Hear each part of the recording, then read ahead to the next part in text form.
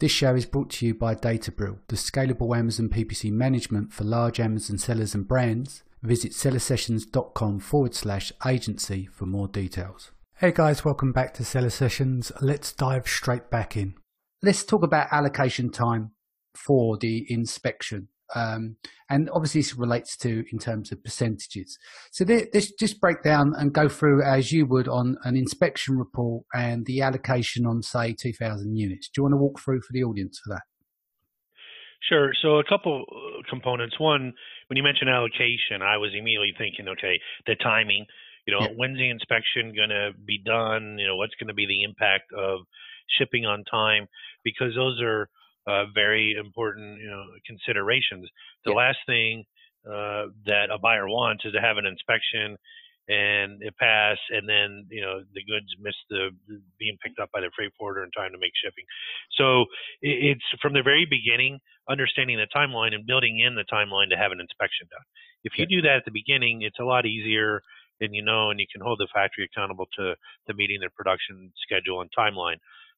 Typically an inspection should allow 2 days, because the inspection is conducted, a report and results are communicated to the buyer, and if there is a problem, you want to allow the opportunity for the factory to rework those goods, maybe replace, re-inspect, conduct their own internal reinspection and replace any items that are defective. So ideally, you'd allow a couple of days after the inspection before the goods need to be shipped, which doesn't mean a couple of days before they're at port, because typically the goods have to leave the factory a few days before they're due at the port. So in an ideal world, you would schedule the inspection 3 to 5 days before they need to be at port at the latest.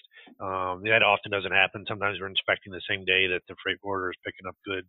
In that case, whatever the results are, is no choice but to accept it. The things are the PO or orders already on its way, and you're just going to have to deal with once you receive it, there's problems found. So that is the allocation of understanding how long an inspection takes, regardless of the order size. You could just be ordering a couple dozen units and doing 100 piece or 100% inspection.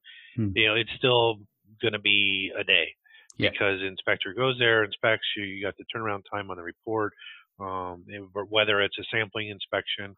So the allocation from time-wise, at the very beginning when you're placing an order, the factory says, well, it's 30 days from order to before the goods are ready for shipment, or 40 days or 45, whatever that may be. I would add in a week. Now, the reason being is factories are always aggressive on their timelines. There are factories that meet their stated delivery times, but I would say that would be in the minority. And typically they're right at that or just over it by a day or two. Well, if a factory needs 32 days and they told you 30 and you booked the vessel at 40 days, that's a week. Well, that means it needs to be at a port a couple of days before, and you've not allowed really any time for an inspection. So is building in at the very beginning what your timeline is and being conservative. Allow for delays by the factory.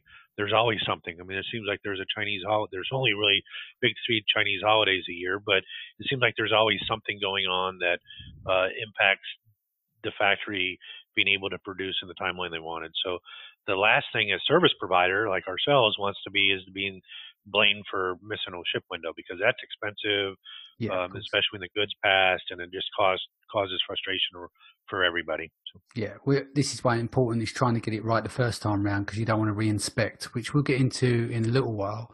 But let's just talk about AQL tables, levels, etc. Do you want to walk through that for me? 100% inspections are oftentimes considered not 100% effective, because the inspector has inspector fatigue.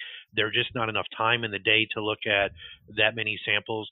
So a good ballpark figure for the amount of samples or pieces that an inspector can inspect in a day is generally around 300. There's a sampling size that is 315 on the AQL chart. So a lot of inspection companies kind of use that as a benchmark on how many pieces an inspector is able to inspect in a given day. So if you have a sample, an order quantity that's less than, around that, an inspector, then 100% inspection may be possible. But in most cases, it is not. And inspector fatigue is where they're looking at a high volume of product, and as the day progresses, their ability to spot this defects decreases. That happens with everybody. I mean, whether you're talking about dirt or scratches or whatnot.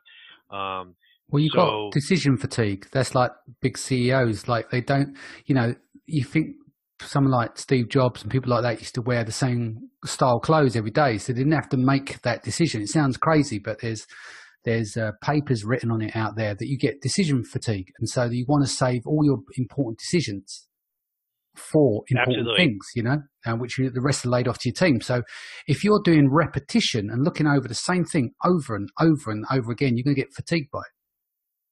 And a couple 100-piece sample size is a lot of pieces, but it's not 1,000. And sampling inspections are proven to be statistically valid, and we go into what an AQL is, and the definition of AQL is, or the AQL is an acronym for Acceptance Quality Limit.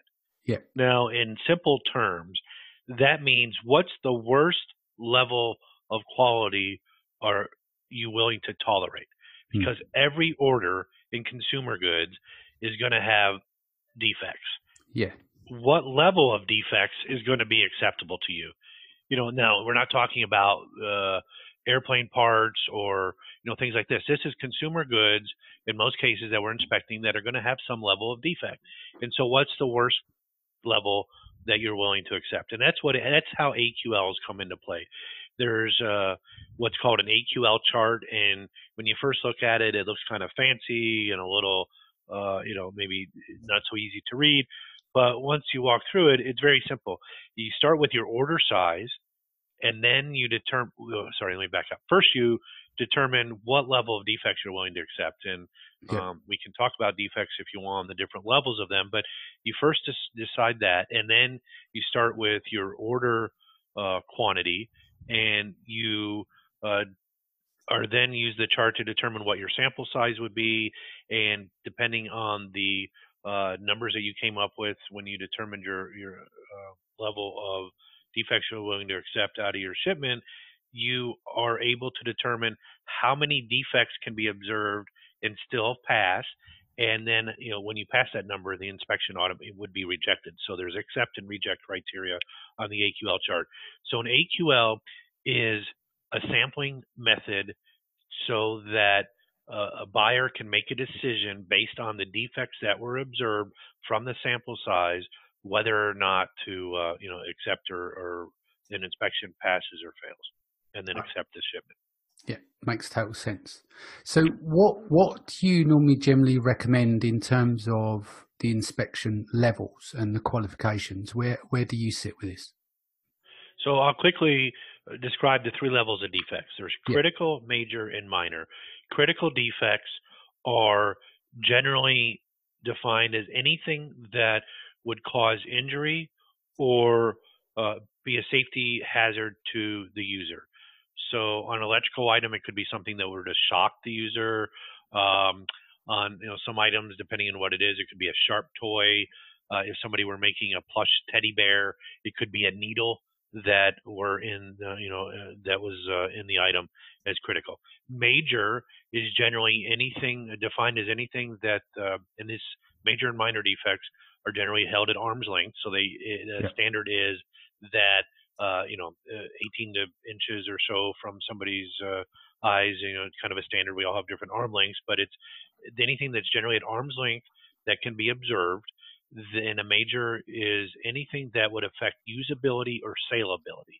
Yeah. So in an e-commerce situation, somebody wouldn't know until they receive it that there's a defect that would affect saleability, and they just automatically turn around and ship it back because they received it and the carton is crushed, or they open it and it's missing some components, or they put it together and it doesn't work as intended. So it affects usability and saleability, and the buyer, the end buyer, would return it. And if it were, think of retail, it would be something where somebody maybe pushes it aside and takes the one behind. A minor defect is something that would not affect usability or salability, but is not as specified. So think of almost any item where there's a little bit of a scratch, and the end buyer may not be very happy with. There's a scratch, but they turn the coffee mug around and you don't see it, and they're not going to return it and stuff. So it's not perfect, but it works as intended, and it just doesn't meet the specs. So those are important to understand the difference between critical, major, and minor. Critical defects is always a 0. So that means if you have one defect observed, then it's a reject. Accept 0, reject 1 or more.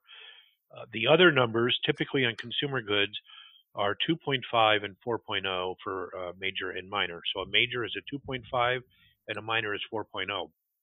And loosely, those can be translated to like a 5% defect rate on majors, but it fluctuates a little bit. And AQL isn't about a set percentage; it's a sampling methodology. But on most consumer goods, 0, 2.5, and 4.0, and depending on your risk level, the item is maybe higher dollar. If somebody's doing a really high-end leather bag, they may want to lower the major to a 1.0, or even the 1.0 and 2.5 on minor, and so you accept less defects before you reject the shipment. And there's different things that can be involved with that. It could be risk, could be factored on the cost of the item, which could be the manufacturing cost and or retail, or a combination of the two.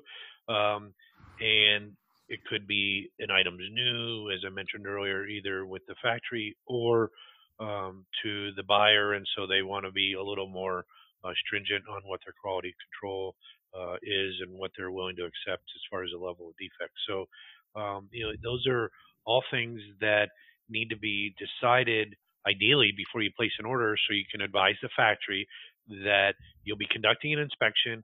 Here are the AQL levels, and that would be a minimum. Maybe don't have to define out the defects, as you mentioned, Danny. That takes time, but in the reality is, a half-hour phone call or sitting down by just taking a half hour and just writing down all the things that could go wrong with your product, or that you've had feedback from buyers, and as you look at making improvement, you could do, and those all get factored in. But AQLs at a minimum should be established and included in your purchase order or specification to the factory, so they can also inspect. The expectation should be that your factory is inspecting their goods while they're producing, and before you come in and have an inspection done, whether it's conducted by yourself or a third party. So AQLs, defining those at the very beginning, is one of those important tasks when you place an order. Yep, makes total sense. What do you do when inspection goes wrong? Like, I normally get this negotiated up front. Like, I would, in most cases, if an inspection's failed and it's a new relationship or whatever, I'll pay for the second one. But if it fails again, then I make sure that the factory pays for it, because once can be forgiven, if that makes sense. Yeah, first time shame on you, second time shame on me, kind of thing, right? And so I think that having the expectations established up front on that you're going to have an inspection. Here's what the AQLs are. Here's what happens if the inspection fails, and that could be, as you mentioned from the beginning, that you pay the reinspection cost. In most of our relationships with our clients, the factories are responsible for the reinspection cost. Sometimes they're split, but there needs to be some recourse for the factory to understand that they're culpable. They're responsible to ensuring that the goods are ready for shipment as you ordered, and if they're not, then they'll be responsible. So that's a negotiation. Factories will agree to that up front, and then when they have a failed inspection, they're crying foul, or that's not fair, that's not what we agreed to. So it's good to have those established up front, and then use those as a bargaining tool. Because if an inspection fails, and it fails for minor defects, which, if you recall, minor defects are things that don't affect usability or salability. So somebody's not going to return it to Amazon, or they're not going to return it to the store. They'll still buy it off the store shelf, but it's not perfect. But they'll buy it, they'll use it, and they may grumble for a little bit, but they quickly forget that it has scratch as it gets more scratches. and your inspection failed because the allowable number of minor defects was exceeded, you may make the decision to go ahead and ship. Yeah. Slap the factory on the wrist by saying, I expect and want the next order that this be addressed in your manufacturing process. We need to make our ship window. Give us a 2%, a 5% discount, and we'll take it as is. Yeah. So that kind of morphs into what happens when you have a failed inspection, and it may not be required or necessary to have the factory rework and then another reinspection. So understanding what could go wrong and then what are your paths to resolve that when it happens. Yeah, I mean, I know some people that actually negotiated with their factories to every time they get their return, say they're an Amazon seller, for instance, they get a return, then the factory have agreed to replace that product in the next shipment. So every return is then recovered on the next order. Yeah, that'd be that's great. There's some work on the back end with that, with your supply chain with the retailer or e-commerce side or whatnot. But that would be outside the scope of inspection. Oh yeah, of course. No, I'm just saying is that that's part of your negotiation as a company owner or the person who buys for your team. But that's been great. I think we've covered quite a lot of ground here. Is there anything you would like to add before we go? Any service provider that should be willing, inspection service provider, quality service provider, should be willing to have a conversation with you about the process, what you need to consider from a defect point. As I mentioned, the buyer and factory should be the experts in their product, but in many cases the buyer isn't. So working together in conjunction with the different parties to help establish what the inspection criteria is. Any company you use should be willing to do that, and if they don't, then you should question their capability to meet your needs. Definitely. I mean, look, to put it in perspective, you get 1,000 units pressed, right? You might spend $5,000 on those items, and you're going to spend, say, $300. Let's look at a midpoint. Let's say you spend $300 on the inspection. If you skip that stage and you pay $1,000 or $1,500 to bring them across on the ocean, for instance, and then any fees at the port, then you've got them into storage. Then you send them into Amazon. Then you find out that they're all screwed and they're no good. Then you spend 60 cents a unit to pull them out of Amazon. You've lost 6 months on that product. The turnaround on that is almost impossible because you saved yourself $300. That is for me, it's a corner that you just can't cut. Absolutely. And in your example with a $300 inspection on a $5,000 order, that's like a 7% cost of the inspection to your order value, which is really high. And that'll decrease as somebody's orders increase, but the cost of an inspections are going to be disproportionately more expensive or percentage-wise to lower quantity buyers. But as you outlined, the cost of not doing them is going to be much greater, and it's vital that you consider that in your cost of as part of your COGS. Yeah, definitely. Cool. All right. What's the best way that people can reach you? Through our website, which is insight-quality.com, INSIGHT. quality.com. We have a contact us page where you can schedule time with me. As I mentioned, I'm happy to have discussions with people to explain the inspection process, sampling. But our website would be the best way to get a hold of us. We have a newsletter that we send out twice a month with some blog articles and gearing more toward online sellers. We've gotten some feedback, and so some of our upcoming articles are going to be about issues specific to the e-commerce market. So those two would be methods. If you don't want to have a discussion, just want some quality information, our blog on our website is a good resource as well. Great. Cool. Hey guys, so thank you for joining us today. Andy, thank you for joining us. If this is your first time, don't forget to hit the subscribe button. Also check out sellersessions.com where we've got show notes on over 100 shows there. So go there, help yourself and enjoy the rest of your day, and we will see you again in a few days' time. Take care.